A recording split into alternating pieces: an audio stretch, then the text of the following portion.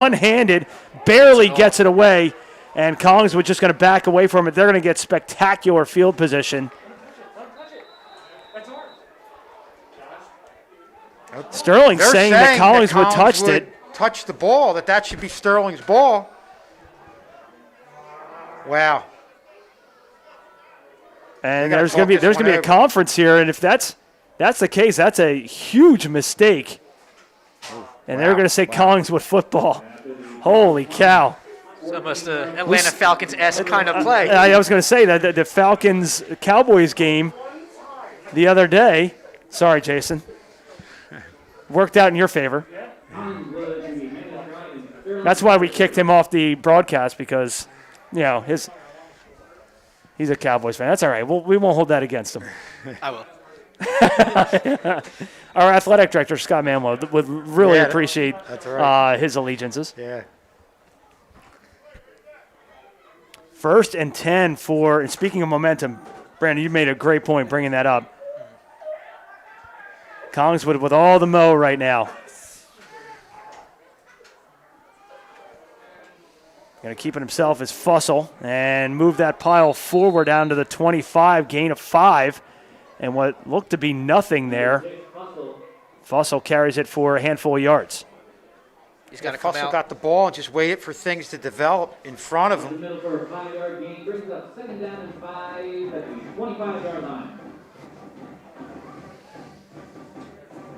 So 2nd down and 5, just about 9 minutes remaining here in this first half. It was all Sterling until Christian Shine went 98.5 yards for the touchdown. 2-point conversion, no good. And here we are with a very baseball-esque score here in this first half. Kadir Fussell not in the game right now. It's Tim Search, the backup quarterback, hands it off right up the middle to Christian Shine, who picks up the first down, gain of 7. And I think what you're seeing right now, guys, is Sterling's inability to get penetration into the offensive backfield. And, now comes a time where maybe you want to try some type of a stunt up front, a blitz or something, just to get into that backfield. Because once these backs get 2 yards upfield, they're getting 4 more. When you got guys going both ways, offensive, defensive line, that's going to end up happening. Yeah. They need to start rotating. Fussell back at the quarterback position. He's going to hand it off to Shine. Shine trying to get the corner as he did earlier. He does get the corner. I don't think he got the first down, or does he? One official, he's short by about a half a yard, I believe. And a nice job by Shine because initially Sterling had that penetration there, got right in front of him. But a good job of Shine reading what was in front of him, bouncing out to the outside. That's where Sterling's got to adjust and get out there and cut off Shine and his run to the edge. Penalty marker on the field and a hold against Collingswood. That's probably the reason that he was able to turn the corner.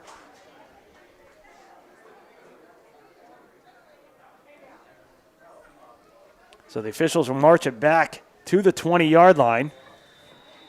So it'll be 1st and 12 from the 20. 8:10 remaining here in this first half. Sterling started strong, and Collingswood pushing back here in the latter half of this first half. Fussell from the shotgun man in motion. Fussel's going to keep it himself and go nowhere. Back to the 20-yard line he goes, 2nd down and long. Good job by the Sterling defense in pursuit of Cordier Fussell, the quarterback. A couple of real nice plays there where you're seeing the defensive linemen do what they have to do and getting their hands on the offensive linemen, shedding them, and just staying right where they need to stay. And that's that penetration we were talking about. We didn't see in the first 2 plays, we saw right there, and when you get the Fussell early on, he's not able to get upfield. And that's the key to stopping this Collingswood offense. There's no question about it. 2nd down and 12 from the 20 for the Panthers. Man in motion is Talbert. Fussell going to pass over the middle, complete to Quentin Moss for the touchdown. What a catch by Moss, who was double teamed And Collingswood takes the lead, 12-8, 7:05 left to go in the half. Yeah, double team, but much like the Collingswood defensive backs, the defensive backs from Sterling there lost track of the ball. The receiver adjusted, hauled it in, but you had a double team right there. Both defenders just couldn't pick the ball up. And a great job by the receiver adjusting. Not a great pass. Pass was underthrown, but just an excellent job of adjustment by the receiver. Quentin Moss trying to replicate Randy Moss on that catch Yeah. for the 20-yard score. And Collingswood is leading now by 5 in a situation here where you can go up a touchdown or up by a touchdown extra point. It looks like they're going to opt for 2 here, and they're going to spread it out. 5 wide receivers, 1 in motion. Fussell looking for room, dances inside, and he is going to get into the end zone for the 2-point conversion. That was all Kadir Fussell. What a set of moves in the backfield to make it a 14-8 game.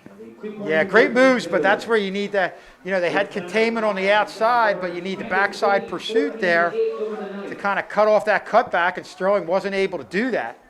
So Collingswood, just like that, gets 2 unanswered scores. And we talked about it, Brandon. They've taken over the momentum in this game. That's probably one of the biggest plays of this game so far because every single point counts in these games. The last 2 years, going into halftime in 2018, it's 0-0, then it ends up being a 12-0 game. All close games last year end up being a 6-0 game. They just get close. Every point's going to matter. Yeah, that Collingswood game at Collingswood was a battle back and forth the whole way. I remember we did that game from the end zone, so as the further the play got away from us, it was tough to read. But that was a battle, and there was just one play that kind of doomed this. The fumble. The fumble. Okay. The fumble killed everything, and Sterling obviously went on to lose that game. Well, you talk about being opportunistic. One thing I remember that game defensively, Collingswood was very good at going in. If they were the second man in on the ball, they were going for the strip and forced a couple turnovers by doing that. Steve Leak on to kick off for the Panthers. High end over end coming to the near side to Trey Potts. Takes it at his own 25. Potts makes a move, tripped up just barely. Otherwise, he had room up the near sideline. Good pursuit by the Panthers special teams. Otherwise, Trey Potts might have taken that to the house, about 75 yards to the house. Trey Potts is not a guy that normally goes down by one man. No. And I think the defender just was able to get enough with the arm there. Otherwise, Trey Potts would have had a nice little... That would have been a nice little momentum shift, but a big drive here for Sterling offensively. Yeah, they need an answer. Just thinking that, Rob. They've got to get back in that offensive rhythm that we saw them get into after the first drive. Really have gotten away from it. I think that's, in large part, the Collingswood taking over the momentum in this game. Not going to get much momentum on a 1-yard carry here by DeAndrea. Gain of Xavier 1. DeAndre.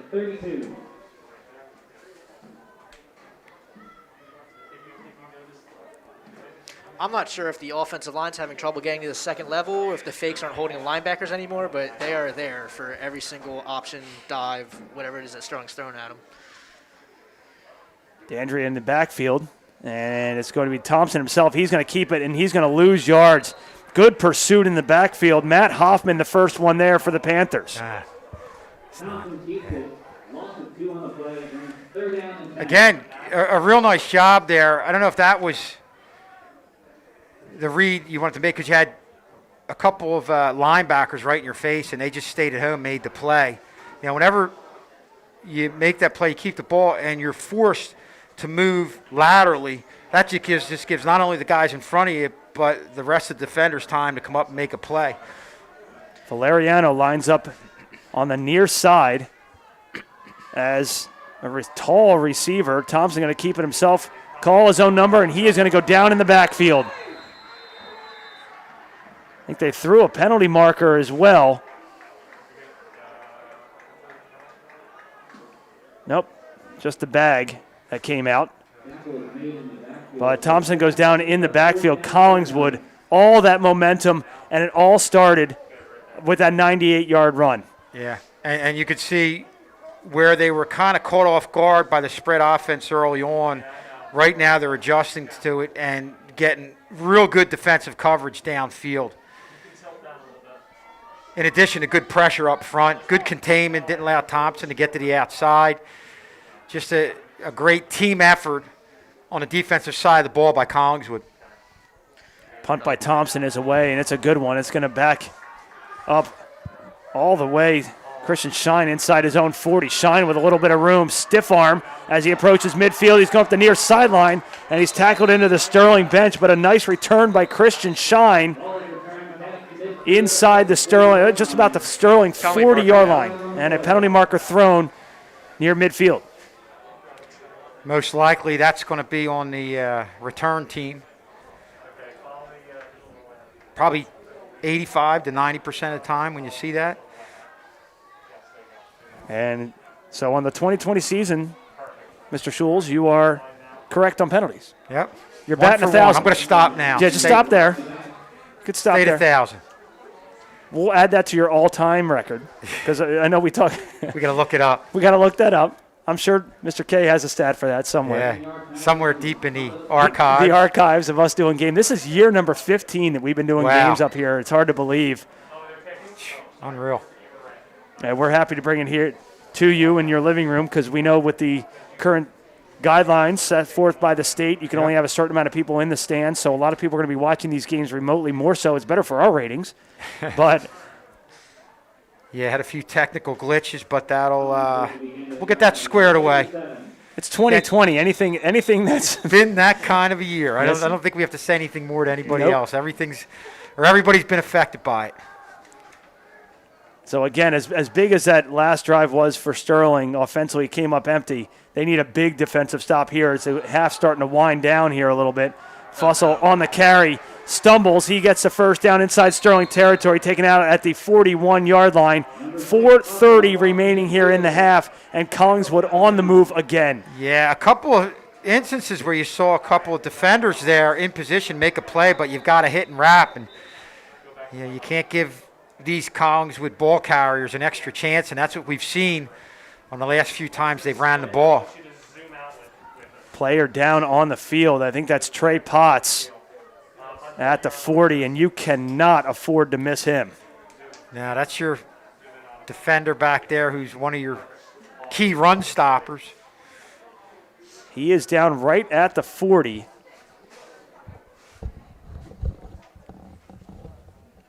Hoping it's just cramps. You can't afford to lose a guy like that. Yeah, and it is warm out there. It did not start warm this morning. It was chilly this morning, no doubt about that. But right now, in the middle of the day, temperatures in the mid to upper 60s, and Trey Potts is able to get up on his own, and we'll keep an eye on him on the near sideline.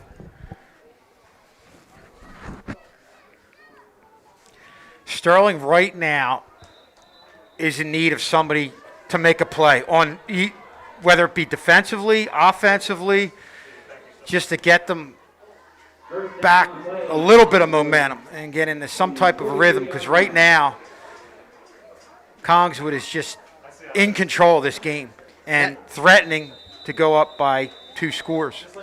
And that big play is going to start with keeping the quarterback contained. Who's that? Quadir Fussell. He's just running all over them whenever he feels like. They need to contain him. They need to get pressure on him.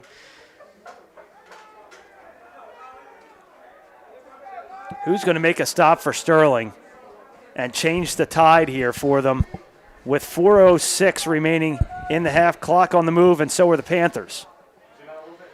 Fussell with 4 wide receivers split to either side. And some movement. That's going to be a penalty on Collingswood. Some movement on that left side of the line as Ethan Thomas jumped early, and that will cost the Panthers 5.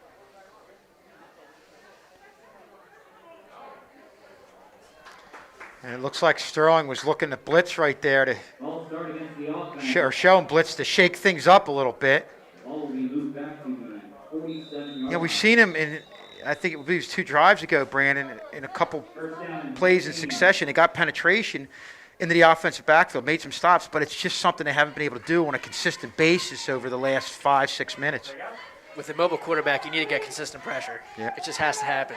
1st and 15 for Quadir Fussell and the Panthers. They're going to hand it up the middle to Talbert. Talbert able to spin away, keep the legs churning inside the 40 down to the 39. That should have been stopped for a 2-yard gain at best. And good job by Dair Talbert. And keep the legs problem going. was you had about 4 defenders right there with their arms wrapped around the ball carrier, but they were up high. You stay up high against a runner that keeps his legs moving like that and stays low, that's what's going to happen. Got about 5 extra yards, and that's not a real big kid out there, but got 5 extra yards just because Sterling didn't attack him low. Eric Shipley down on the field, tried to get off on his own and then just kind of fell right to his knees. And again, the training staff out, and they've been busy here early on in this opener here at Sterling. Again, as a friendly reminder, next week we are still here. We're going to the Friday night game against Woodbury, the Thundering Herd coming to town. We haven't seen the Thundering Herd for several years. I think back in the Anthony Averett days where the last time that we saw them, Anthony Averett went on to the University of Alabama. Yep, and he's in the NFL. NFL now. Yep. Boy, talk about a kid who had incredible upfield speed. Holy cow. He was a quarterback and he threw a little bit, but primarily ran. And boy,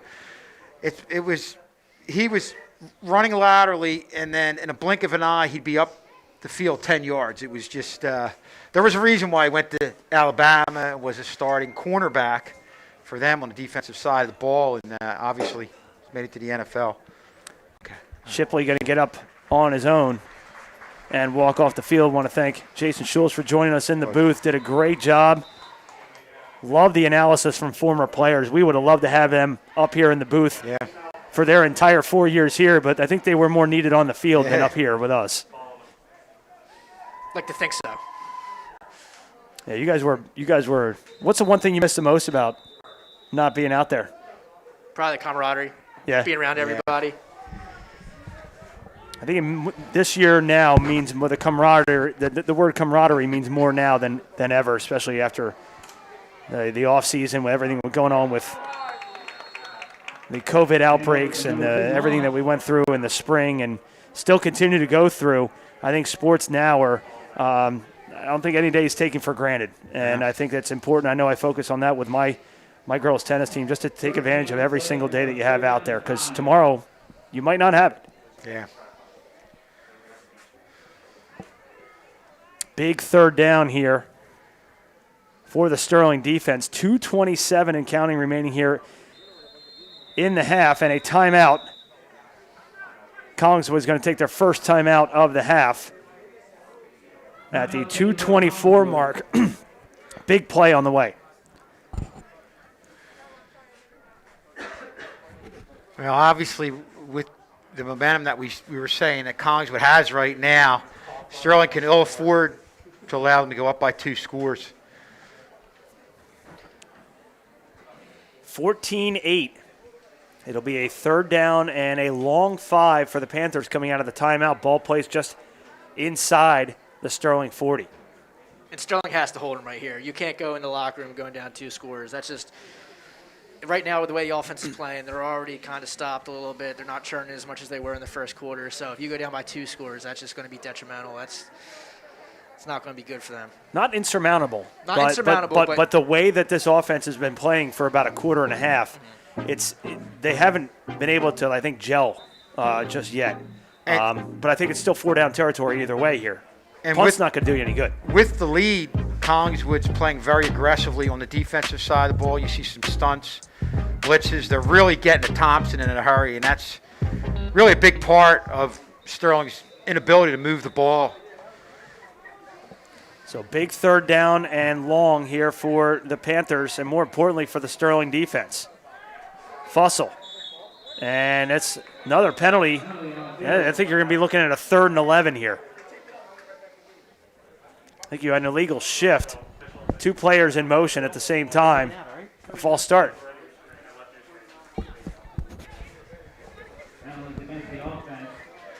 So now the play call becomes a little bit more interesting, because if you don't gain another yard here with 2:22 remaining, ball at the 44. You talk about mistakes, really hurting your ability to kind of put this game not out of reach, but putting yourself in a great position and putting Sterling in a tough spot. That's a big penalty right there. And it's big coming out of a timeout as well. Yeah. Usually you have everything all ready to go coming out of a timeout. Very good point.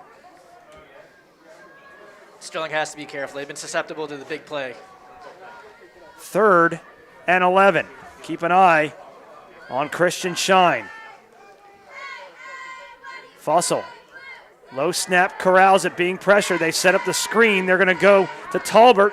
Talbert is not going to get the first down. He's going to get back to the original line of scrimmage. It's going to be 4th and 10. Good pursuit by the Sterling defense. And now it's decision time, as I believe Sterling is going to take a timeout. They will. 2:10 remaining. Each team 2 timeouts remaining. Well, not a bad play call by Collingswood right there, trying to get the ball in one of your playmakers' hands, but an even better job on the defensive side of the ball by Sterling, reading it, and more importantly, reacting as a team, everybody kind of closing in and not allowing a Collingswood ball carrier to get into the open field. Sterling's defense did a real good job rallying to the ball there. I know Coach Top preaches having 9 men to the ball at every single play. 9-5-9 is actually his motto. Gang tackling, right, Brandon?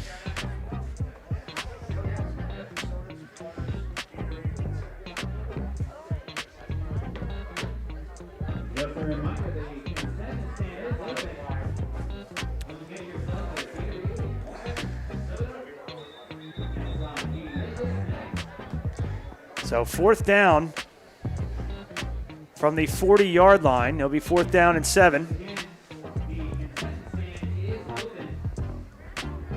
2:10 remaining. And Collingswood is going to punt it away.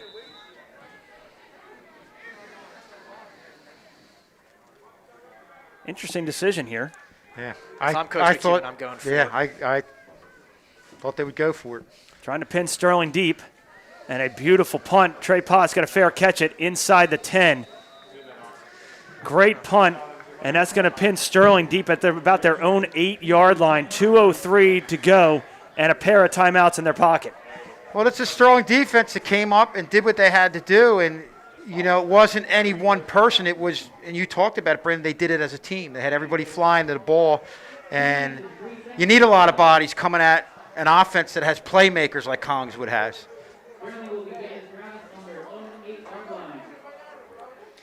If you're the Collingswood coach, you can't ask for much better than that. Pin Sterling back on their own 8-yard line. That's better than say they don't go for it on 4th, or if they don't make it on 4th down. Then they go at the ball at the 40-yard line? Well, let's see how aggressive Sterling is here offensively, what they want to do here. Collingswood has 1 timeout remaining. I think it all depends on the first couple plays that Sterling runs that will determine what they decide to do with the final 2:03. Thompson from the shotgun backs up into his own end zone looking to pass. He's going to go to the near side, incomplete. Way too high for Yoel Rodriguez and his 6-foot, 190-pound frame. One thing we saw from the offensive line there that we hadn't seen in a couple series was they gave Thompson time to throw the ball. And you could see when he gets time to throw the ball, he can get a lot on it. Got a little too much on that one, going a little bit long on that pass. But, you know, in my mind, that's good because that shows the defense that, hey, wait, this is a kid who can get the ball downfield. Sometimes a play like that, even though you don't get a completion, it goes a long way and loosens the defense up a little bit and works with some other plays. No wind to speak of today. Just a gorgeous afternoon for football. That one just got away from Thompson. He's going to reload again. And a wobbler, and that's going to be a penalty. Easy call.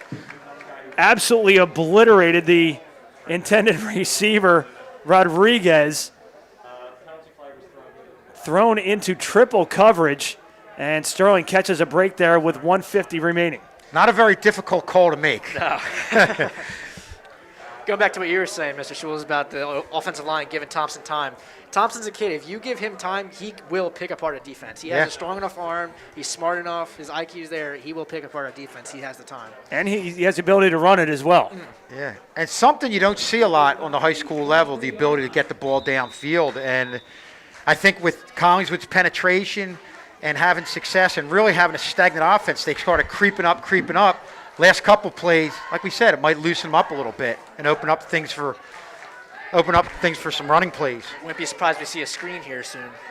Thompson being pressured from behind. He goes down at about the 22. Good pursuit in the backfield by Mekhi Bassett to bring Thompson down.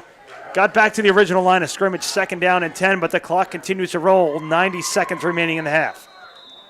Yeah, and as you get closer, obviously Collingswood's going to just loosen things up and allow the short plays just to get to the half. Still maintaining that 14-8 lead. Now again, another Sterling player down on the field, and that is in the cramping area. And Brandon, you can speak on this more than we can on how important it is to stay hydrated throughout the course of the game and how much those cramps really, really hurt. Pickle juice and bananas. Keeps the cramps away. That's what you got to do. Did you actually drink pickle juice? Yeah, it's disgusting. Never got a cramp, though, in the middle of a game. Famous from that Eagles game in 2000 before you were around with them going against the Cowboys. I would love to see Brandon Grace out there with a kind of those camel backpacks of water, just squirting, the pickle juice and just shoving bananas at it'd be great. Apparently our cameraman upstairs also likes drinking pickle juice. Made famous, the pickle juice made famous by the Eagles back in the mid 2000s. I think believe it was like 2000. Yeah, a little bit before your time, but it was against the Cowboys. It was the opening game of the season. It was and hot. A lot of people didn't know what to expect from the Eagles. I think they had a tough first year under Andy Reid, but that was when they really started going on a nice little run. Never made it never won the Super Bowl with that team, but had a nice run of 3 NFC championship games. That was Jacour McPherson, who's going to go to the near sideline and pick up some pickle juice and bananas as prescribed by Brandon Grace. Back to live action, 2nd down and 10. Thompson has some time. Penalty marker thrown in the backfield, and more likely than not is in the area of a hold. So with 1:13 remaining in the half, and that was thrown way. That's probably why Thompson was able to escape in that backfield. Sterling's really trying to push this ball down the field. They look like they don't want to waste time. They want to start moving the ball. And I think Coach Harris knows that he needs to provide his offense needs to provide a big play in order to get this ball rolling.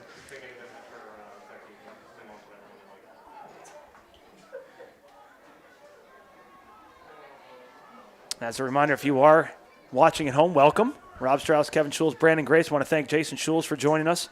2 former players as early as last year. Back up here in the broadcast booth.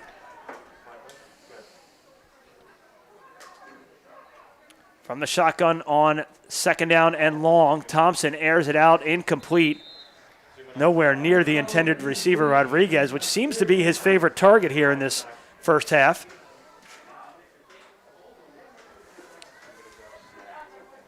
And that brings up a 3rd and forever. And the last couple plays, Collingswood has gotten back to doing one of the things on the defensive side of the ball that's gotten them to this point in the game, and that's putting pressure on Jeremiah Thompson. And when we're talking about having a great arm, but when you're running back and trying to throw or running out, it makes it very difficult to make an accurate throw right there. Now here's an interesting call here. 67 seconds remaining. Sterling 3rd and forever. Collingswood still has a timeout. They're going to play prevent right here. Thompson being pressured. He's going to come to the near side, and he is going to run out of bounds. A late hit. Do they throw the flag? They do not. And that stops the clock with just under a minute to go. And an obvious punt situation here on 4th and about 15. Collingswood's going to get the ball back around midfield with a timeout in their pocket. And even better, I think the biggest thing right here, and I've seen it. We saw I think it was the last punter punt before that.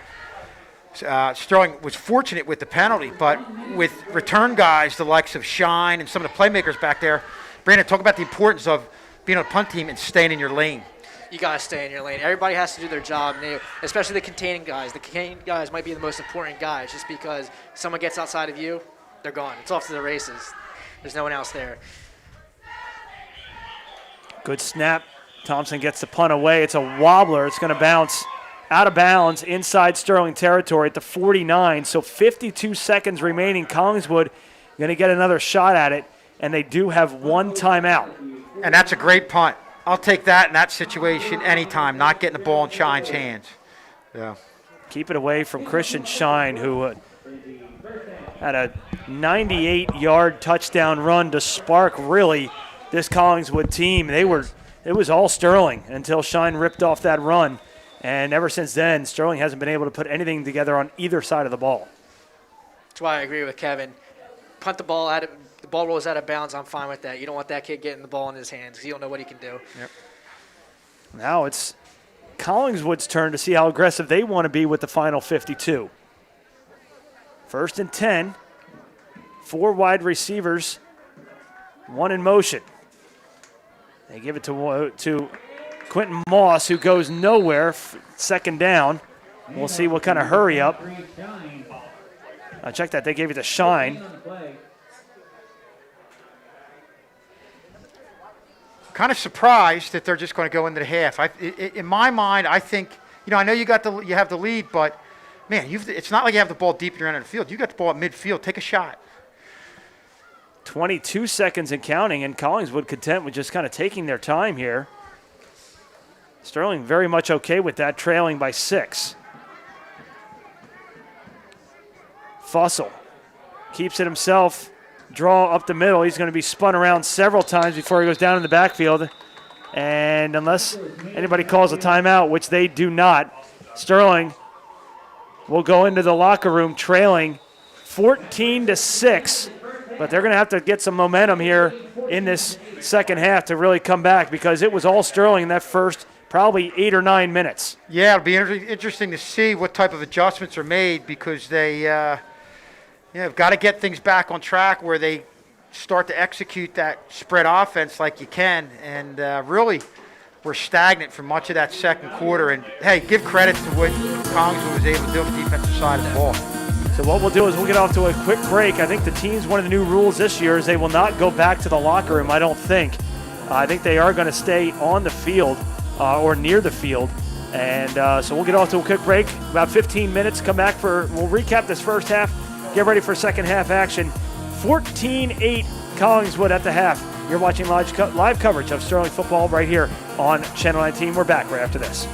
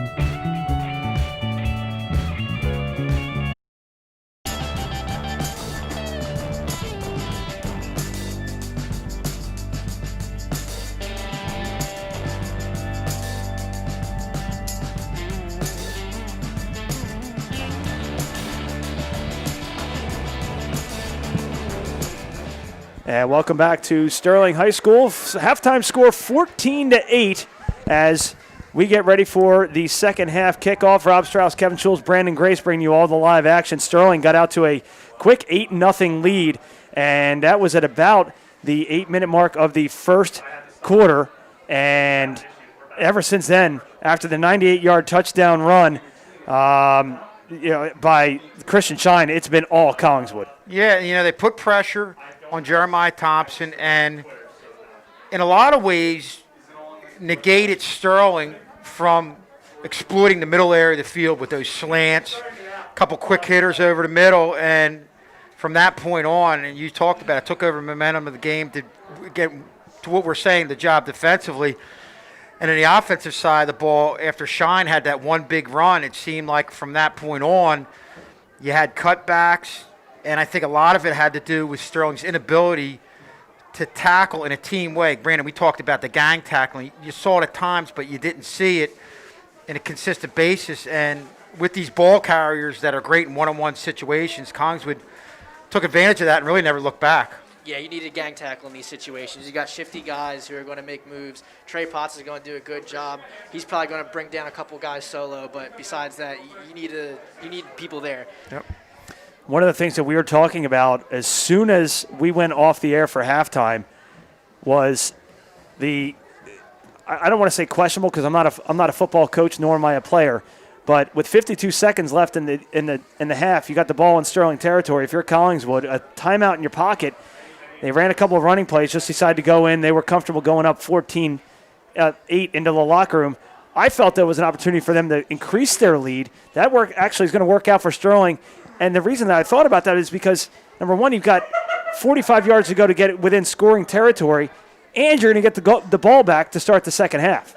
And really, prior to that, on the defensive side of the ball, they were almost kind of playing for that opportunity. They weren't just sitting back, going in a loose defense. They were playing aggressively to pin Sterling back. And then you saw that, right? It's like you set yourself up but didn't really follow through with it. And, hey, if Sterling comes back in this game, I think we're going to look at that as a missed opportunity. But, again, maybe the coaching staff saw something that or knew something. Yeah. They didn't want to risk a turnover in that situation with Sterling having, I believe they had 2 timeouts in their pocket. So if you turn the ball over there, you're giving Sterling a short field and a chance for them to take the lead in the halftime. So I'm sure there was some strategery, as they call it, into that. But nonetheless, we'll see what kind of team Sterling brings out here in this to open the second half. They need a quick start here. But they're going to have to do it on the defensive end. Low line drive kickoff taken by Moss. Moss, a speedy Moss right up the middle, out to about the 40. And that's where that low line drive gets to the returner quickly. He had a lot of room in front of him as opposed to a high end-over-end kick that allows the coverage team to get down there. And he had a lot of room in front of him and did what you had to do there, just kind of hit the gut. Ball placed at the 40-yard line to start this first offensive drive of the half. Collingswood with a 6-point edge in this season opener. Glad you joined us here on Channel 19. Rob Strauss, Kevin Schulz, and Brandon Grace. Want to thank also Jason Schulz, 2019 graduate? 2019 season, 2020 grad. 2020 grad. Handoff now coming to Shine again, who did shine in that first half. Well over 100 yards on the ground, had that really, really spectacular touchdown that is so far the turning point of the game. He's proven to be Collingswood's workhorse this game. It looks like if I'm Coach McEwen, I'm riding him the whole entire time. Coach McEwen in his third season at Collingswood. Last year, an even 5-5 record in a really, really tough Colonial Conference, one of the toughest conferences in all of South Jersey. Second down and 7 ball at the 43. Fussell going to hand off to Shine. Shine turning the corner, close to a first down at midfield. We'll see where they mark it. He's real close, had to get to right at midfield, and the official has it, might have it by about the nose of the ball.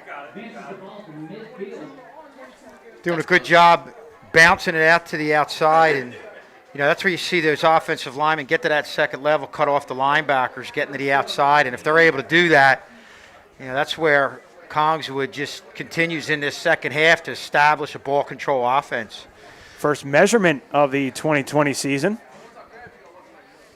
Sterling's lucky they got a safety in Trey Potts, because with that offensive line getting into the second level, that leaves him one-on-one. It's also good to see Trey Potts back into the game. He was injured earlier in that first half, and he is about as tough gets. He's not going to miss, as they say in hockey, they don't miss a shift. They're going to be just shy of the first down, it appears, from this angle, but let's see what the officials say. And they are. I'm 1 for 1 on Good work by you. On those kind of calls. The down and distance calls, so 1 for 1. Shows you you're 1 for 1 on the penalties. Yeah. We're all batting 1,000. Brandon, you're up We didn't next. have trivia questions today. Yeah, we need it. I know I got Mr. one. K had them all. I do have one. Do you have one? Who is the only coach in Sterling history to go undefeated against Collingswood? And what? Against Collingswood. I'm going to say Clint Wiley. That's I was correct. just going to say that. That was going to be my guess. He That is- preaches all the time. Yes, he never does. leaves Collingswood. He actually said that to me on Friday. Yelled to me from the hall from Not surprised. quite a social distance. Hey, Strauss, don't forget who the only undefeated coach is against Collingswood in history. And I remember the last game was at Collingswood on Thanksgiving Day Oh, my goodness. in overtime. What an unbelievable Yep. game that was. Yep. 3rd and inches for the Panthers from nearly midfield. 10:32 remaining here in this third quarter. Fussell hands it off, gets the first down, and about 4 more. And it looks like that's Shine again on the carry. It is. So they'll move the chains into Sterling territory. Eric Shipley, who was injured earlier in that first half, has his pads off on the sideline, so he, in all likelihood, will not return. And Brandon, you'd mentioned the effects of a ball control offense, wearing down a defensive line where a lot of these guys play on both sides of the ball, and it's a lot tougher being out there playing defense on the line. And, that's going to go a long way in wearing down possibly the Sterling defensive guys up front. Fussell going to look to pass across the middle, has a man incomplete, intended for Quentin Moss. Trey Potts in there on the coverage, got there right as the ball got there. Lucky for him. If he's a split second earlier, that's a penalty. Back to what you were saying, Kevin. Not only does having the ball just ran on you all over the place on you on defense affect you physically, mentally, it just puts you down. Sure, yeah. First time we've seen that play fake from Fussell. Sideline warning. Coach Harris out to speak to the near side official. You can see all the coaches masked up on the sideline as well. Preview of things to come here in this fall sports season. I mean, you're going to see it everywhere at every single sport. I know on campus, if you are even a spectator here, you are asked to have your mask on and social distance, of course. We are here up in the booth. 2nd down and 10. Fussell from the shotgun, going to hand it off to Shine. Shine able to gain a couple at best. It's going to be 3rd down and long inside the 45.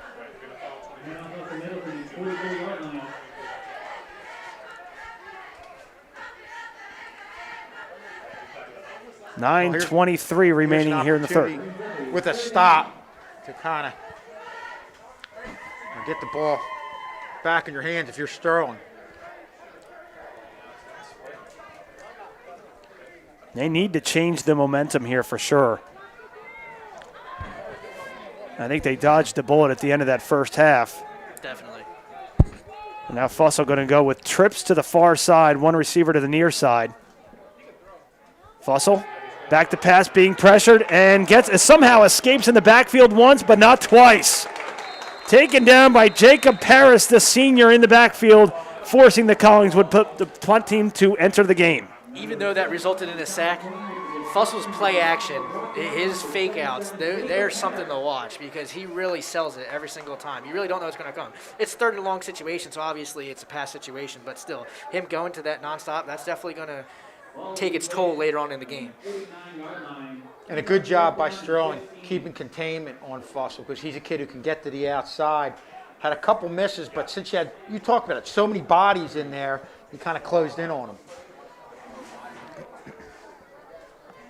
Two receivers back to receive the punt from Williams, and it's a short one. It's not a good punt by Williams, so Sterling will take advantage, and it drops dead at about the 31-yard line. So half-decent field position for Sterling for their first offensive possession of the second half, trailing this one by 6. 7:58 remaining here in the third. Sterling will begin this drive on the 32-yard line. Offense trots back out onto the field. And they have to get something going. Who's going to provide the spark offensively here for Sterling, Kevin? I think that's really what it comes down to. Yeah, and one thing you saw in a positive way, when they had the ball deep in their end of the field, they were starting at times to give Jeremiah Thompson a little bit more time. And he's definitely going to need that here to get things on track. And that is not going to help. False start on Sterling will back them up inside their own 30. Nothing frustrates coaches more, I'm sure, Brandon, than that, especially coming out of and we mentioned earlier, coming out of a timeout or coming off of a first offensive play of any situation. Just got to be ready for that. I can assure you that Coach Harris is not happy about that. Yeah. Penalties are killers. I mean, Collingswood could have another score if it weren't for a couple penalties that they had around midfield. Thompson in trouble in the backfield, hands it off, and absolutely going nowhere is Trey Potts, tackled immediately by Mecky Bassett. So Sterling going backwards. Well, when you look at the time that took to develop in the offensive backfield, coupled with the fact that he had great penetration by Collingswood on the defensive side of the ball, that play was going nowhere fast. Bassett was in the backfield, almost took the handoff. These close games are won in the trenches, and right now Collingswood is owning it down there in the line. 2nd and 17, ball at the 24.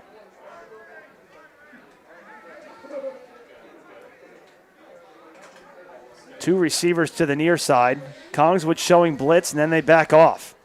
Thompson looking, throwing, has Potts on and out of the hands of Trey Potts. He had nothing but daylight in front of him, and he knows it. A tough catch over the shoulder, and everybody in the stands had the same reaction. Yeah, and he adjusted perfectly to it, got himself, that's a tough one. Thompson put it perfectly. Yep. Trey Potts could not come down with it, and that speedster would have had 6 and would have tied the game. And that's where, he comes back in that huddle. If I'm Jeremiah Thompson, I'm telling him, hey, I'm going right back to you. Get ready. Put that one in the rearview mirror. I'm coming right back to you at some point in this game. 3rd and 17. 7 minutes remaining here in the third. Sterling trailing by 6. Thompson across the middle. Incomplete. What a dart. Looking for Valeriano. I don't know if it was thrown behind him, but it was an absolute dart. Thrown behind him, but another situation where you saw Lariano now drawing a lot of double coverage after the success that they had with the slants to him early on. They've really kind of negated him from the offense here.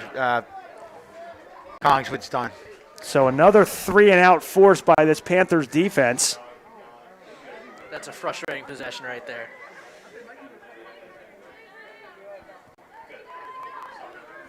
Thompson on to punt.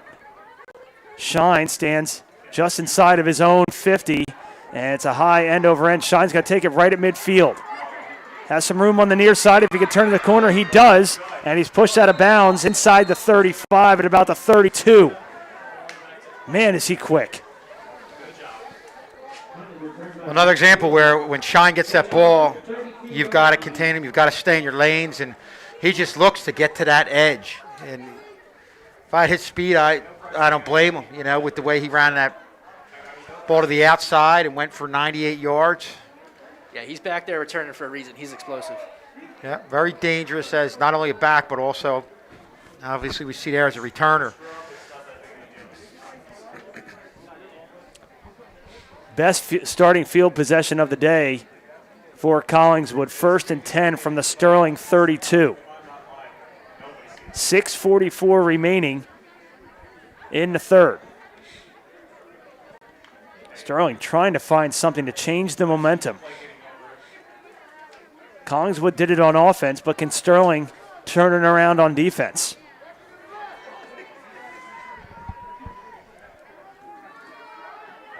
Fussell hands it off, and going nowhere is Chris Rao. His first carry of the afternoon is not a positive one as he lost 2, 2nd down and 12.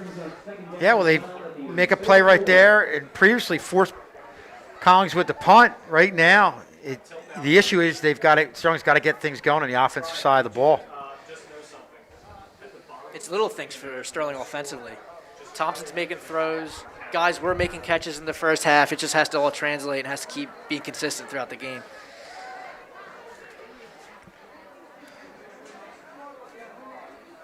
Fussell from the shotgun, one back to his right. Fussel's going to keep it himself, draw right up the middle. Fussell with some room, shoestring tackle there. Nicely done by Xavier Miller, the freshman. But a nice chunk of yardage gained back by Qadir Fussell. Bring up a 3rd and about 6.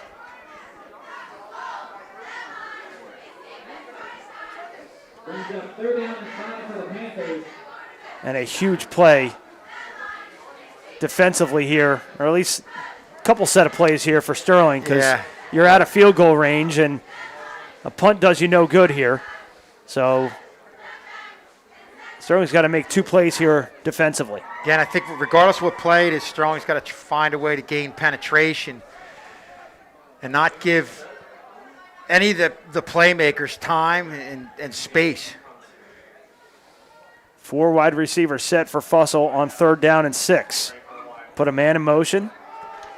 Draw. Right up the middle again is Shine. Shine gets the 1st down out to the 20-yard line. Pickup of 8 for Christian Shine, who has the touchdown for the Panthers that really turned the tide here of momentum back in the first quarter. Yeah, nice job by Shine, but I felt like that was even a better job up front with the push you saw on the left side of that offensive line. Fresh set of downs for the Panthers. 4:35 remaining in this third quarter.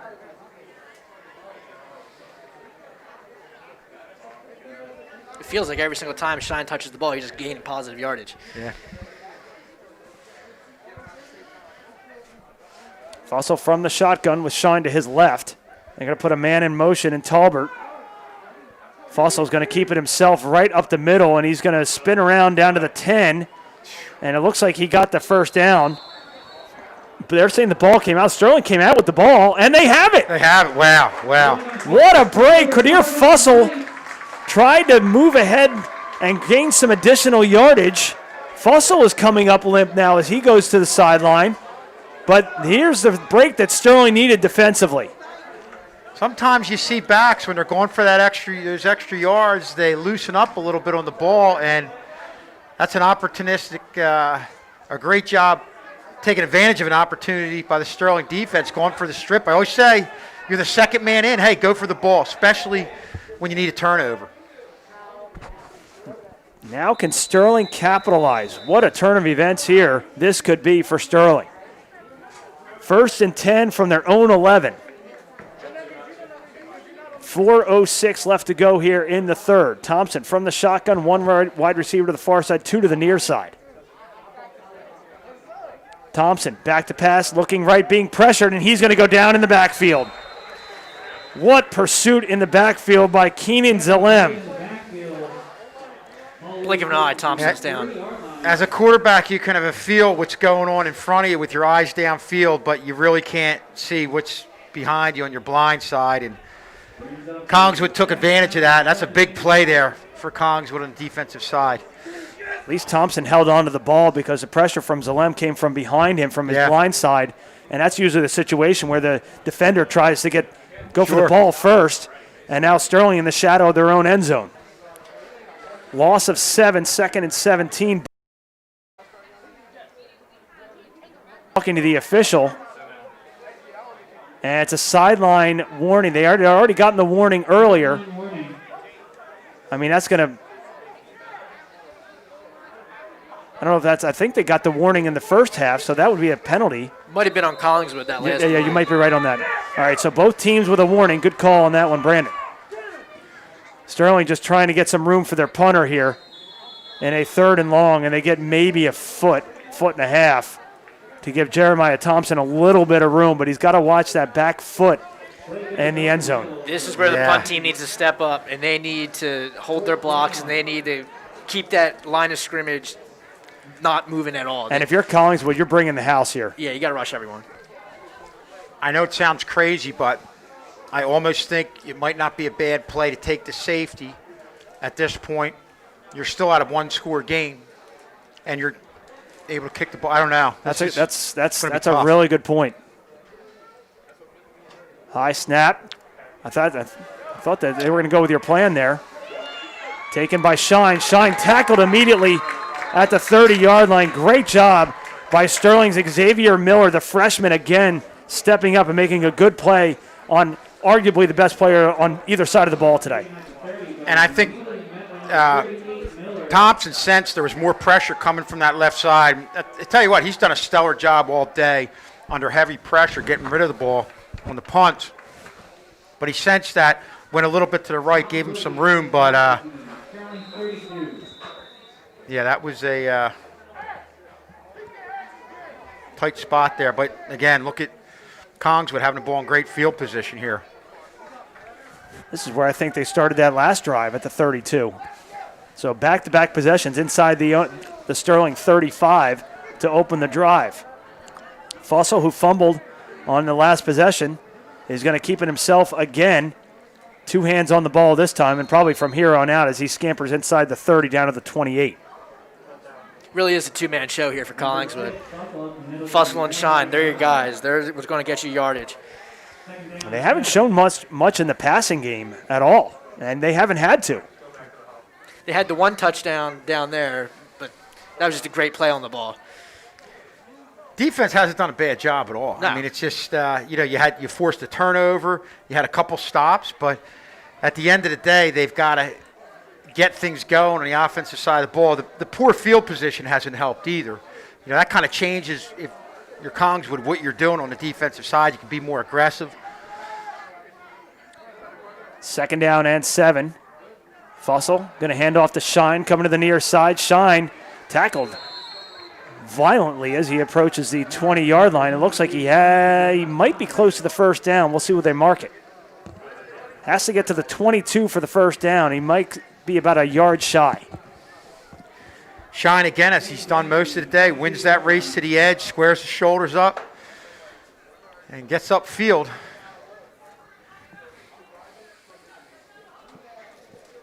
Under a minute remaining here in the 3rd. Collingswood have scored the last 14 points after Sterling jumped out to a quick 8-0 lead.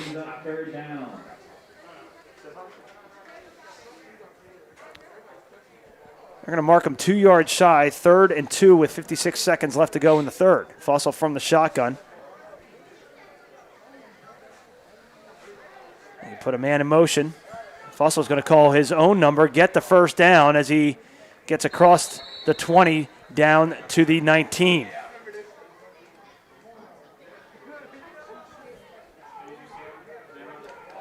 First down for the Panthers. No rush for the Panthers here as they are in control. Ball's placed within the 20-yard line, just inside. Under 40 seconds to go here in the third quarter. And have pretty much played the entire third quarter in the Sterling end of the field. And that tells you all you need to know about how this game's going right now. First down and 10 for the Panthers inside the red zone. Fussell. Fake pitch. Now they go this time to Mekhi Bassett. Bassett turns the corner and he's in. They pitch it to Mekhi Bassett, who runs it in from 19 yards out. And the Panthers now lead 20-8.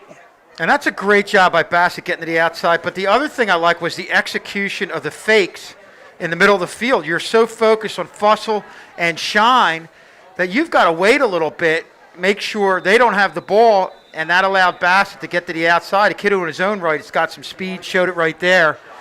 What's so dangerous about Collingswood Fussell extends is their lead. he's able to hold the linebackers with all this running that he's doing in this third quarter, just putting it read option, going right up to the gut. He's able to hold the linebackers, so all that outside stuff really opens up. Yeah. The extra point is up and good, and with just 8.5 seconds remaining here in the third quarter, the Panthers have ripped off 21 straight to lead Sterling in their home and season opener 21-8, and just 8.5 seconds left, as I mentioned earlier. Well, Sterling right now has got to find a way to get the ball downfield, and they need to go for some big plays. They got to try to hit Collingswood up top. I think one of the problems, Kevin, is that Thompson has had no time. Right, yeah. You know, you went through a series or two where you saw where he had some time to set the feet. Obviously, he's got a great arm, gets the ball downfield, but really have not been able to hit on that big play. And they had an opportunity with Trey Potts that went in and out of his hand. He had 6 in front of him, and I think, Brandon, you mentioned that that's one that Trey obviously would love to have back. He connects on that situation. It's a completely different game right now. Oh, yeah. He connects on that pass right there. Collingswood's not getting the ball on their side of the – or Sterling side of the 50. It's amazing how one play can make a difference throughout an entire game. Yeah. Just one play.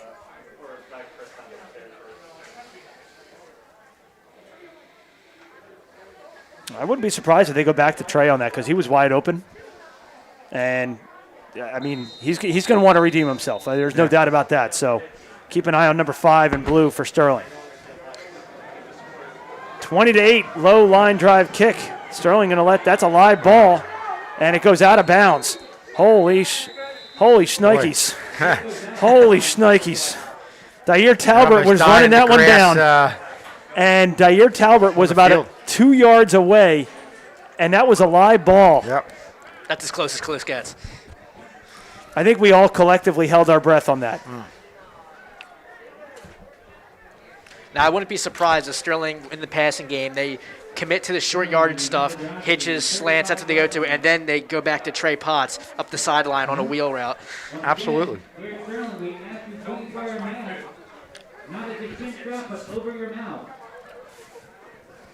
First and 10 for Sterling at their own 35-yard line. In need of some offense, which has been lacking since the first quarter. Let's see if Thompson and the rest of the Silver Knights can get it going. They're going to start here. DeAndrea, flag thrown as DeAndrea is hit hard at the 41-yard line. Let's take a look at the penalty.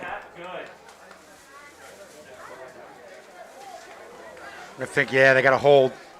Sterling cannot get anything going offensively. Every time they rattle off a nice chunk of yards, that was a 5 or 6 yard gain by DeAndrea. And now it's going to force them backwards in a first and long. And the tough part of that was that hold came kind of towards the end of the run. You never want to get penalties, but that's where if you're blocking downfield, just you definitely got to be a little more disciplined. And that's going to be the last play of the third quarter. So Sterling trailing by 13 heading into the final frame in need of 2 scores. Well, more importantly, I think, Kevin, they need some momentum. Couple positive yardage plays and just get a first down. Yeah. Keep that offense on the field. Keep that Collingswood defense on the field. And the field position, like we talked about, that's really been a killer in this second half. It changes so much of what you're able to do. And I mean, the last time they got the ball deep in their own end, how aggressive Collingswood plays defensively dictates what you can and, more importantly, what you cannot do.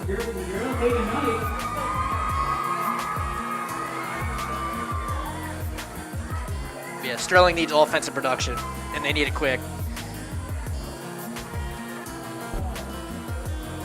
So it'll be first down and 17 from the 27 for Sterling.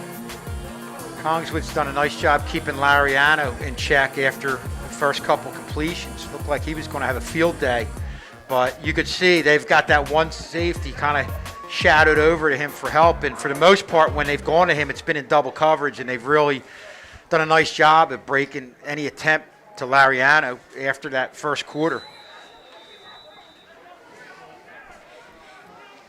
12 minutes to get 2 scores. Sterling needs it to stay in this contest.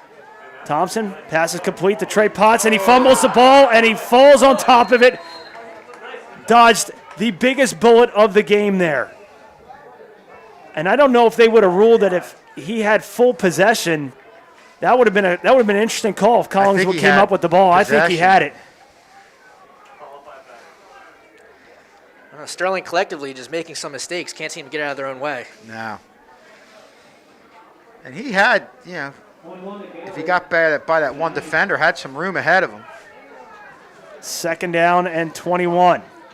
Thompson looking to rush and going nowhere, being thrown down into the turf by Mekhi Bassett back at the 20-yard line.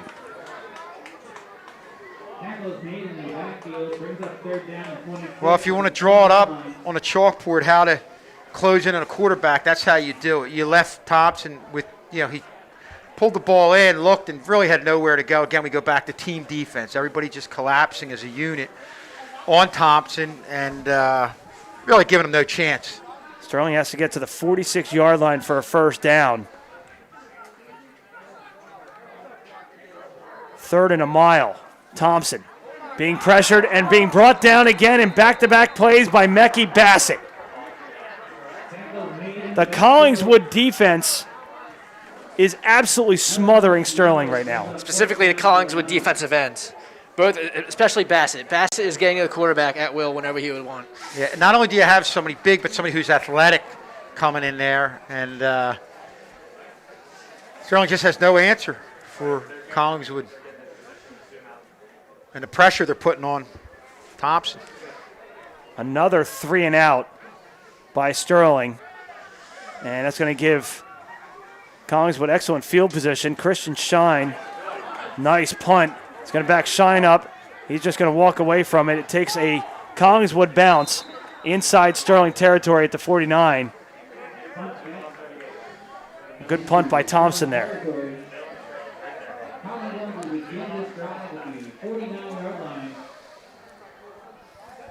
But looking ahead to the rest of the schedule for Sterling, it's a 6-game schedule this year. They will host the Thundering Herd next Friday night, 7 o'clock start. We'll have that for you right here on Channel 19. 2 on the road, a Saturday morning game at Haddon Heights, and then a Friday night game at Delran, then back home for Gloucester, which is new to the Colonial Conference this year. That is a 7 p.m. start, and then they round out their shortened season at Paulsboro, Saturday, November 7th at 11 a.m.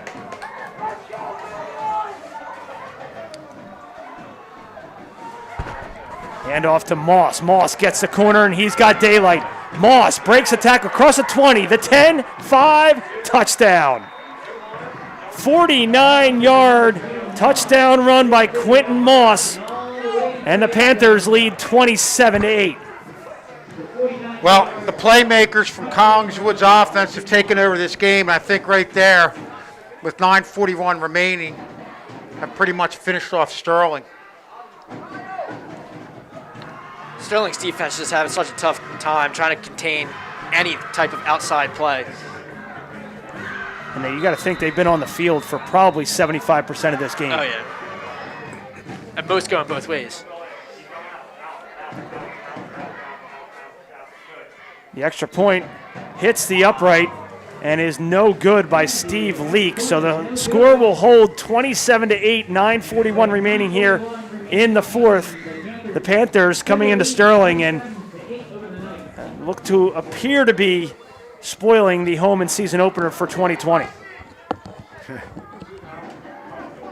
Yeah, really. Collingswood struggled early on, but once they got going, have really never looked back, and especially in the second half, have really just been in total control of this game.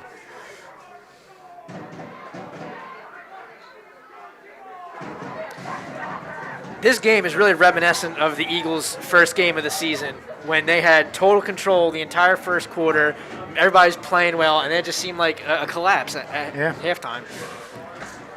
And I think Collings started to put more pressure on the defensive side of the ball, and Sterling just wasn't able to respond to it.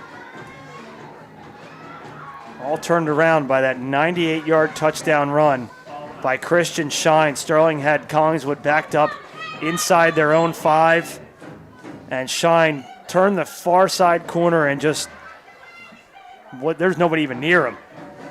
And I think that that last one of the last sacks, you saw the forced Sterling to punt. You really saw the athleticism that Collingswood brings to the table with their defensive front, and I think a lot of times when you do that, if you have some stunts up front, as a lineman, you start to get thinking and your feet get flat, and that's where a lot of the defensive pressure, I think, is coming from, and been a big part of them pulling away. Lee kicks it off to Trey Potts. Trey Potts got some room. Good tackle there by Shaq Carter. Otherwise, Trey Potts would have taken that one to the house for 6, but a nice return there by Trey Potts out to the 40-yard line. Trey Potts coming up a little gimpy after that tackle. 9:33 remaining here in the fourth.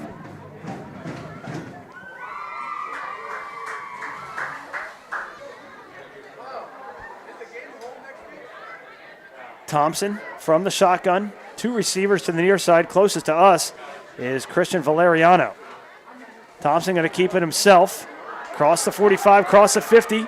And he's pushed out of bounds after getting a first down by Quentin Moss inside of Collingswood territory. And there's an injured Sterling player down at the 45.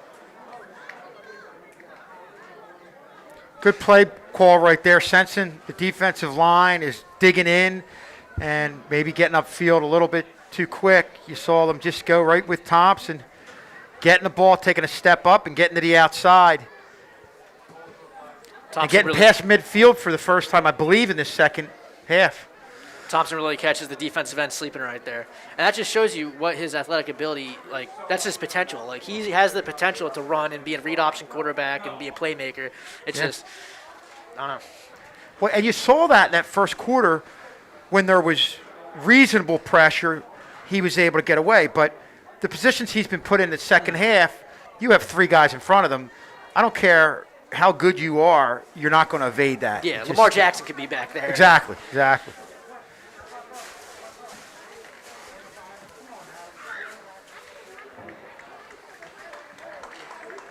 Nasir Honey was the injured Silver Knight on the field, able to walk off with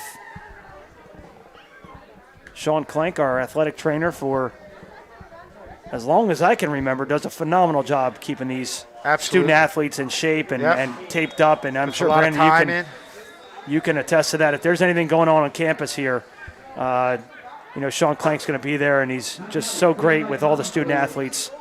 I know you could speak. Not only is he just good at his job, he's just a good guy in general, too. It makes it so much easier to go to a trainer when, they can, I don't know, you just talk to them.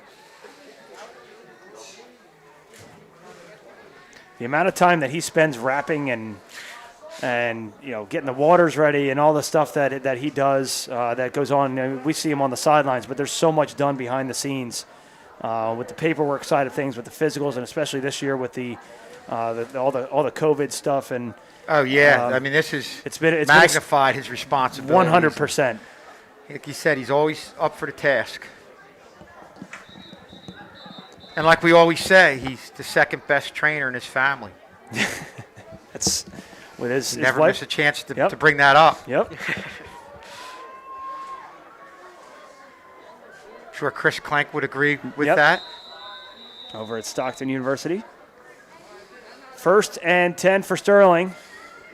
And again, Thompson had everybody fooled as they thought that that play was going to DeAndrea. I was following DeAndrea and it wound up being about a 9-yard gain for Jeremiah Thompson. So some good deception there by Thompson. Yeah, and a good response, again, to a lot of the pressure that you're seeing up front from Collingswood. Back to the no-huddle, penalty marker thrown. Sterling was moving before the snap. I don't think they were set for a second. And Thompson yelling at his offensive line. Are they going to call that against Collingswood? No, they do. They called that against Collingswood.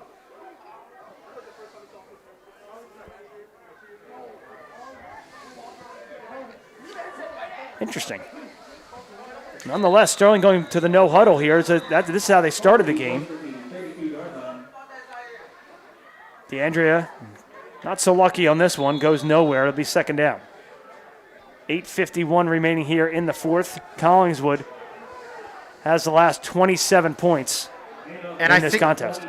I think if you're Sterling, you've got a fairly young team, you've got to take this game as a learning experience because there's winnable games ahead. And Thompson going deep for Potts, and he just overthrows him by a couple yards. He had the defender beat and could not connect. Brings up 3rd down. Trey Potts had 2 or 3 yards on the defender and just overthrew him. well, you go to the run continuously or the last 3 or 4 times. That's going to set that play up. 3rd down and 10 at the 32.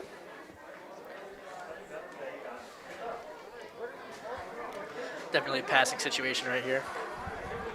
It's 4-down territory either way. I wouldn't be surprised with a run by Thompson, but good call by Brandon Grace, but not what you wanted to see there. Thompson goes down again in the backfield, this time in the hands of Matthew Hoffman.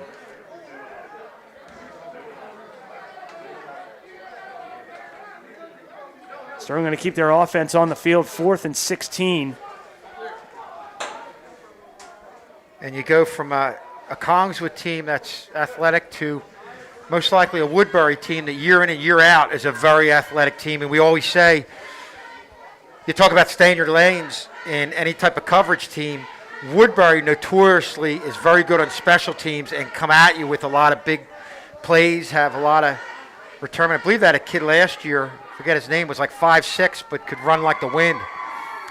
Thompson taken down in the backfield again. This time, Mekhi Bassett, who has 3 sacks in this second half alone, tracks down Jeremiah Thompson, and the ball goes back to the Panthers with 7:37 remaining here in the fourth. Yeah, you know, we talked about the defense closing in, but when there's times when he gets out in the open, Bassett, with his athleticism, can chase down Thompson. I think we saw that right there. But, you know, just from the second quarter on, a dominating effort by Collingswood and a well-deserved win. And Strong's just got to get back to the drawing board and know that there's a lot of season left. And, you know, we talked about winnable games, but you've got to correct some things and learn a lot and get better. Coaching staff definitely is not going to be happy after the outcome of this game, considering this is one of the winnable games on their schedule. And I'm sure, like, not that they're playing for a playoff spot, but, you know, you still want to do the best you can. You got to play Woodbury next. That could be a toss-up. Delran, that's another tough opponent. Paulsboro, that's a tough opponent. Yeah. You got to win the ones that you're able to win. Yep. And, you know, we looked at Haddon Heights, where some years that's a winnable game. Beat Gateway with 45-0 or thereabouts, and could be Gateway's not that good this year, or it could be Haddon Heights has got a real good team. You just don't know. And we don't know much about Gloucester, even though that's your part of your territory there, Yeah. Schulze. But new to the Colonial Conference this year, could become a rivalry game down the road, losing with the Overbrook going to the Tri-County Conference, I believe. So Yeah. Gloucester is a good a good addition to our conference, a school with a lot of great tradition, and it'll be exciting to go down there, and it's I think it's a good thing for everyone.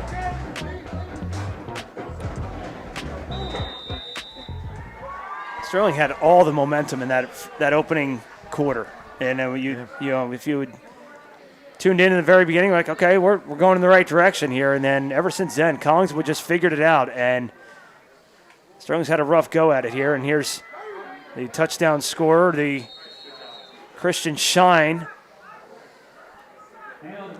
And you look back at Shine, that was the big play. Sterling had them buried deep.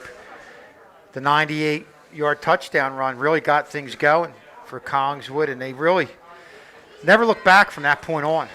That run, that 98-yard run, that's just really that's a spirit breaker. You got guys pinned back in their own territory, looking maybe for a safety, or you're looking to make good out of it somehow, and then he breaks off a long run for a touchdown. The defense got to come back from that, though. They got to have a short memory. 2nd down and 8. Also back to pass. Check that. That's Tim Search in the game now, looking for an intended receiver, Quentin Moss. So a little change at quarterback there. We saw Tim Search come in earlier. And Fussell does not appear like he's going to come back into the game here. Is Search going to head back to the sideline and get the play call from the coaching staff? So Tim Search in the game now for Collingswood with under 7 minutes remaining here in the 4th. Kind of a strange play call, up 27-8, going downfield on 2nd and 7. I'm Collingswood. I'm just continuing to run the ball, stay in bounds. 3rd and 7 now. Search going to pass again. He's looking across the middle, has a man, but incomplete. Looking for Dyer Talbert. And that will keep the clock stopped, and the punt team will come on. And this is, again, another questionable situation here where you're up by 3 scores. Well, you want to keep the clock going here a little bit and get out of here injury-free. Especially, if you have 2nd and 7, with the playmakers they have within running the ball and their misdirection, you can pick up 7 yards with giving the ball to Fussell or Shine. Get the ball to Bassett. The only way I see to justify those calls is that, they're up by 3 scores. He wants to put another quarterback in, maybe just see what the other guy can do, maybe throw the ball around, just see what he's capable of. But, I don't know. Good it's point, game time, fair point. Especially in a shortened season. Yeah. So Sterling will get the ball back. Low line drive punt. Get away. And Sterling picks it up, and they fumble the ball. Sterling falls on top of it, and wow. Risky play. Right there in the coverage was Justin Pilla. Sterling fortunate enough to fall on that. That's the one, don't they call that poison? Poison, yes. Yep. The returner's got to make a poison call. Poison, that means everybody turn around, run to the sideline, get away. Yep. Whose responsibility is that to call that, and who makes that call? Do you hear that from the sideline, or is that the call that the returner has to make? Well, the returner is the one that should initiate that call, but the sideline should definitely be echoing. I didn't hear nothing from anyone out there. I didn't hear anything either. Just a universal term that's used throughout, in football. Forever, really. 6:33 remaining. Sterling with the ball back. Just about their own 30-yard line. 1st and 10. Thompson looking to pass, has Potts out in the flat. Potts makes a nice little move, tries to make a spin move, and then he's absolutely buried by Ryan Rogers. Potts made a nice play there, still out there playing hard. And, I think in a game like this where things have gotten out of hand, coaches are looking who's out there trying to make plays, who's out there hustling, who's out there playing the entire play. Who's showing a little bit of heart? Who's not going to go down, roll over for this team? And don't think that doesn't show up on films. Thompson going to keep it himself and go down in the backfield. He loses the ball, but they're going to say he's down. Ryan Rogers on the hit, and Thompson is slow to get up. It's not what you want to see. Thompson took a shot from Ryan Rogers. He's going to get up, but he's going to have to come out because they did stop the clock. We'll see who Sterling brings in to take the snaps here.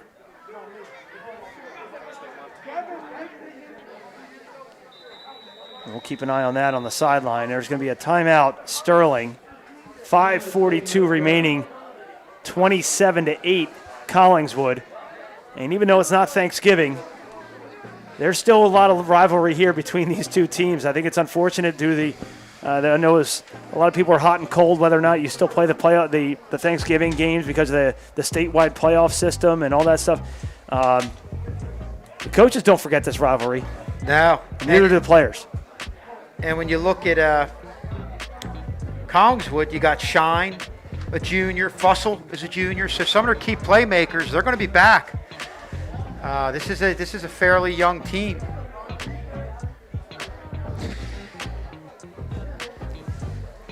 Collingswood leads the all-time series. Is that 28-26-1? With one tie coming in 1981, 12-12. Collingswood won the past two. Sterling won in 2017, 27-6. But besides the past 3 years, including this game, it's just been all Collingswood. Of course, the overtime game. It was 2014. Schulze, what a game that was on the quarterback sneak. Here's a question for you. Who was the quarterback that ran it in? Matt Mignano. There you go. I can't get anything past you. He looked like he was ready to answer. I knew that one, yeah. That was for what, your freshman year? No, 7th grade year. 7th grade. Wow, we're going way back.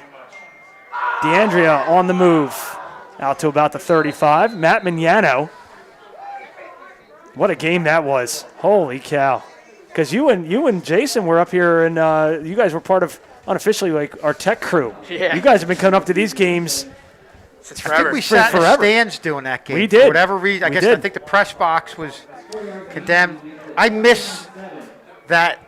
I mean, after that, they fixed it, and they had it for another 5 years, but I miss those concrete stands they used to have. Yeah. The press box was big when, after they fixed it, we were able to get back in it.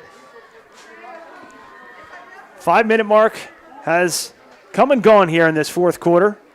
Thompson looking, being pursued from behind, and it is incomplete. Looking for a diving Trey Potts on that far sideline. And again, he is slow again to get up, and he's holding it, looks like the back of his leg. And they're going to stop the clock again. I don't know if that's a cramping thing, Brandon, or if he's been down quite a bit. It looks like a cramp. That looks like he's reaching back for that left hamstring like he was earlier in the game. So hopefully it's just a cramp for him. But And this is the first in-game action, real-time hitting action that these players have seen. And usually we see a lot of this in the first game regardless, but usually that game is in September when it's a lot warmer. A little bit cooler out here today. I know the game at Triton, was it last year or 2 years ago? 2 years ago. Where it was right before Labor Day weekend. It was that Friday night before Labor Day weekend. And we had players going down. Every other play, people were going down. Yep. That might have been the first broadcast of John Hallwood. That was his Could have first. been. That was There his he first is. appearance. He's off to the side. I want to give John Hallwood over there. a huge shout out to our tech crew today, doing a great job of getting us online. We had some technical issues early, but we got the camera guys on the roof doing a great job. Andrew Kane behind the scenes, Johnny Hallwood, Johnny Wiggles as we call him, doing a great job as always. He's been at every single broadcast since that Triton game. Yeah, the other thing, second half, I believe. It might have even been the first series for It might Sterling. have been the first series. See a couple players stretching on the sideline. It looks like cramps are really getting to him now.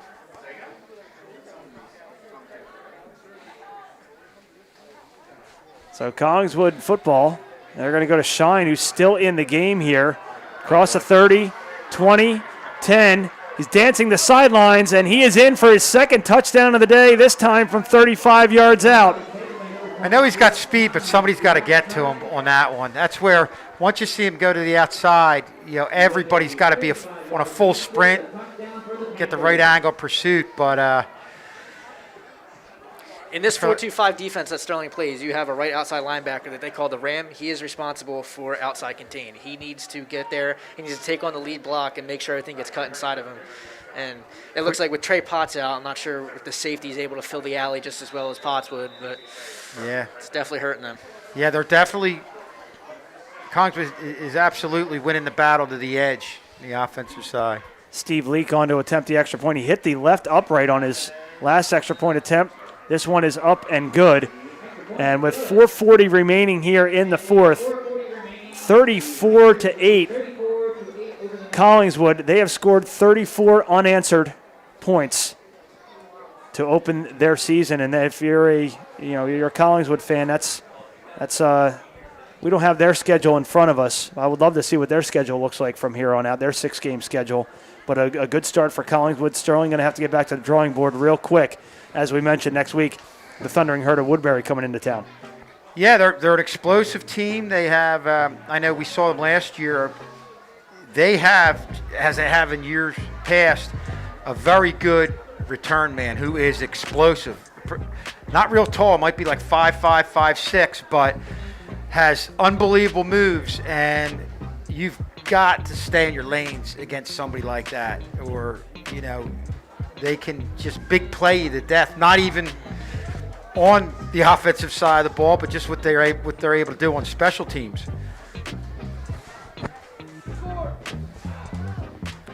Give a shout out to Chris Jones, one of our teachers here watching back at home. He also wanted to give a shout out to Brandon Grace, doing a great job up here. It's a different perspective up here than it is down there, isn't it? Definitely, yeah. It was really weird was watching the halftime show. Yeah, because you guys never seen one. That was definitely new.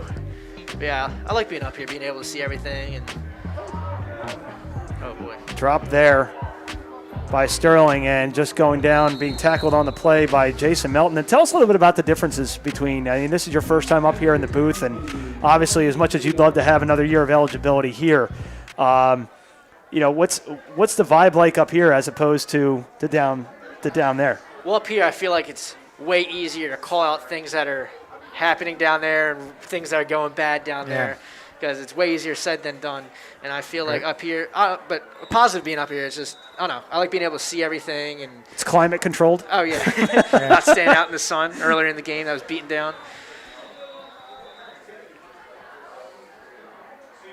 Well, you blink and your season's over, and that's, you had a phenomenal career here at Sterling, both as a student and as a student athlete, and it goes by quick. Yeah, it goes by real quick. All the teams, with the exception of girls volleyball, are in action. Girls volleyball got moved to a fourth season, as the NJSAA called it, which will start mid to late February and go through mid to late April. Everybody else is in action, though. Field hockey, boys and girls soccer, cheer, obviously right in front of us, football, and girls tennis, as well as cross country, boys and girls cross country. So kudos to the NJSAA and doing their best to get these seasons started for these student athletes. Yeah, and they're managing over everything well, and they know there's always obviously the possibility a case is going to pop up, but not just. They're committed not to just cancel an entire season, maybe just postpone a game and manage it and get things back on track. And that's kind of what you've seen throughout New Jersey. And I think they're doing a good job. As run here, Jameer Richardson with his first carry of the game out to the 40-yard line. And, you talk about all these pop-up cases and everything, and you saw how the NBA and the NHL did it in the bubble, and no cases really. I think the NBA had a couple very, very early on in their playoff season. NHL had no cases. Major League Baseball had a few cases early on as well, and now you're starting to see some pop up in the early parts of the football season for the NFL. But, again, the teams and the leagues have done a good job trying to contain that and manage it so that they can put their product out there. And everybody's learning about it together. You're kind of it's uncharted territory. On-the-job training. And, when the Marlins all got caught, everybody thought initially, geez, they're going to just shut everything down at this point. They were waiting for the league to shut everything down, but kudos for them, again, just managing their way through it, doing what they had to do. It's uncharted territory as well for not only just the the student athletes and the coaches, also the teachers. I mean, this is and the students at home. I mean, some of them are you're learning that whole remote learning thing. That's very, very different. Some colleges were doing it this time last year, and I've got an online class, so that's pretty cool. And now you've got some schools that are fully remote, right? And doing all their learning remote. So it's definitely you're a challenge. mostly remote at Camden County. Yeah, completely remote. Yeah.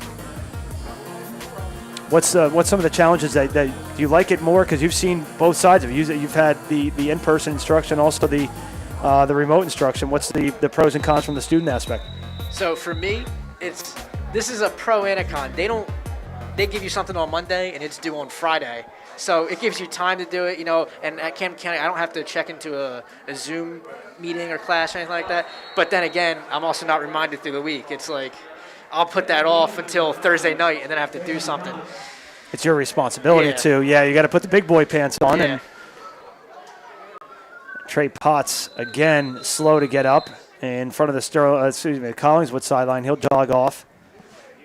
He's having a rough second half, and he is favoring one side. He is really, really gingerly limping to the sidelines here, and that's saying a lot because you talked about his toughness, Brandon, earlier, both as a football player and a wrestler. Yeah, he's never going to pull himself out of the game. He's a kid where, especially in this situation right now, you're down by 26. You want to say, Trey, I think your day's over. We put a lot on your shoulders early in the game, and he's just all beat up.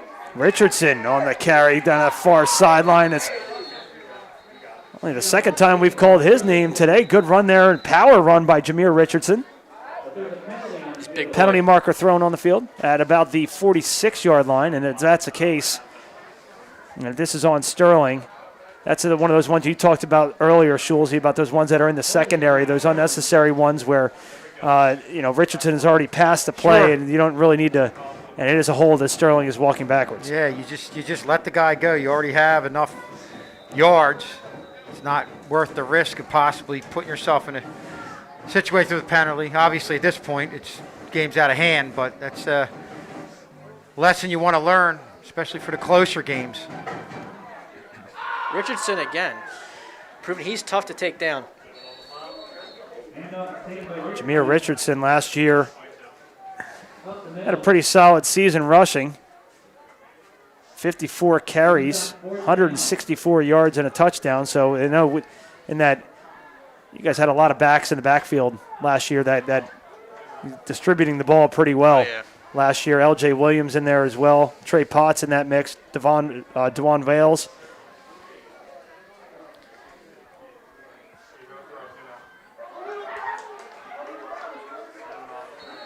And a handoff once again. Sophomore Dallas Carter coming down with it. A sophomore, and you talk about, kid making a catch, spinning, nice run after the catch.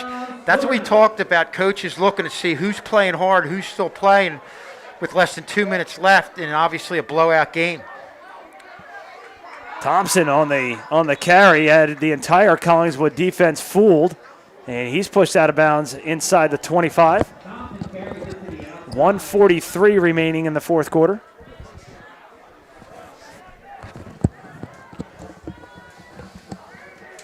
Nice carry by Thompson.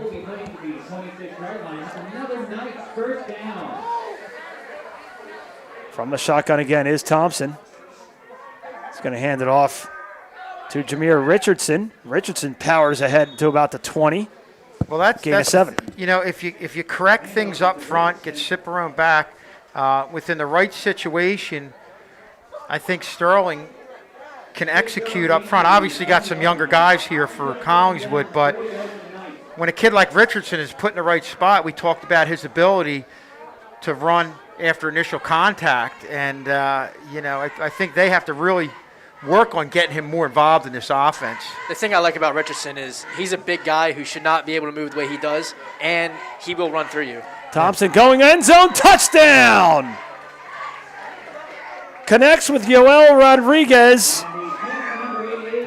from 20 yards out, and Sterling gets on the board late with 46 seconds left. Hauls in a perfectly thrown pass by Jeremiah Thompson. Heck of a job tracking that ball by Yoel. Yep. looking into the sun probably as well, as the sun was setting behind us. So that's not an easy catch either. No. And they're going to go for 2.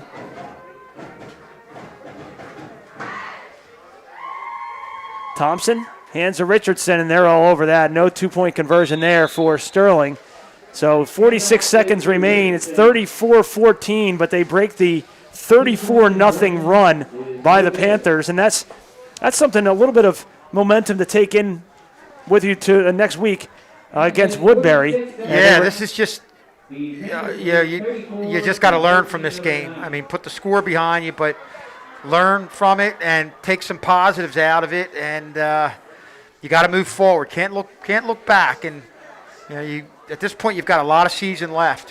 One thing I really like is Jeremiah Thompson hasn't let his foot up off the gas this whole entire game. It doesn't matter if it's 40 seconds left in the game or what. He's out there. He's running the ball. He's taking those read options. And shows he wants to win. He's a competitor. Yeah, and one thing I look at him from last year to this year, his ability to tuck the ball in and run when he has a legitimate opportunity, he's improved on that immensely, I think, from last year to this year. Yeah, last year, I'm not sure how many yards he rushed for, but I bet you today he has more rushing yards than he did all last year. He looks faster this year. Yeah. Once again, the next broadcast will be next Friday night as Woodbury comes to town. We'll have that here for you on Channel 19. 7 o'clock kickoff. We might have a little pregame for you around 6:30. End over end kick taken in the air by Eddie Lopez, who just falls on it. And for all intent and purposes, I'm sure that Collingswood was just going to take a knee here. Number 4, Lopez. 44.8 remaining, and Collingswood going to win their opener. And they will lead the all-time series 29-6-1 in this rivalry against Sterling, and crosstown rivals here in the Colonial Conference.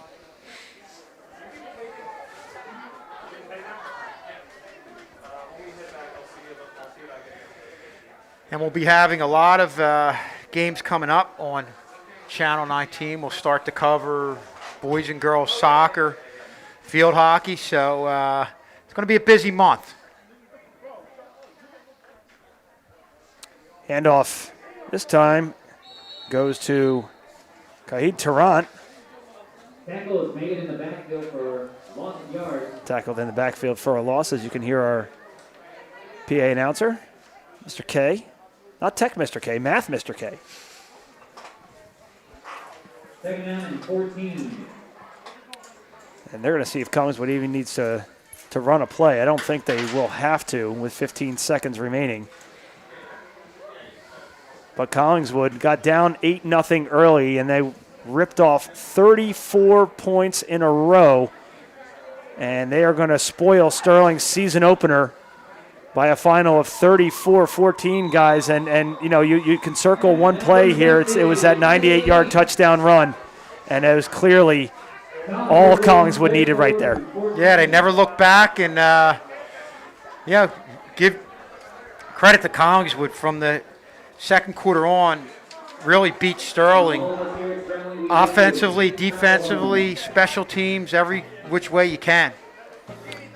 So that'll wrap it up for our broadcast. I want to give a huge shout out to our tech crew, headed up by Andrew Kane, as well as all the guys behind the scenes doing a great job with the camera and the stats and pointing some things out to us on the field that we might not have already seen. Next home game is next Friday night. Woodbury Thundering Herd coming to town.